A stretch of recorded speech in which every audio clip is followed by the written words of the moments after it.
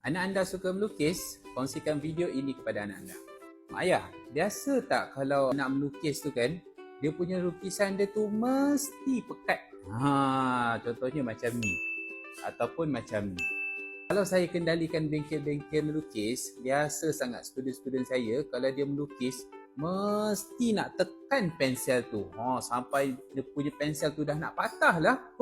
Kan? Apa terjadi bila anak-anak melukis dengan garisan yang sangat pekat? Sebab biasanya kalau profesional melukis, kita akan lukis secara halus sahaja. Kalau melukis secara garisan dengan pekat, kekurangannya adalah bila anak nak padam, ya Allah, susah nak padam. Bila dia nak padam, sampai foto comot lukisan dia. Itu yang buat lukisan anak tu jadi tak menarik. Contohnya, kalau kita nak melukis, bila anak-anak melukis, dia akan buat macam ni tau.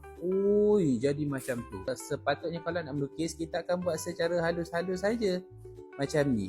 Terutamanya pada peringkat sketches ataupun lakaran. Sebab tu kalau kita nak melukis, contohlah kita lukis secara buat bulatan sahaja kan, kita takkan dapat bulatan yang sempurna dan kebiasaannya kita akan melukis bulatan tersebut secara halus sahaja.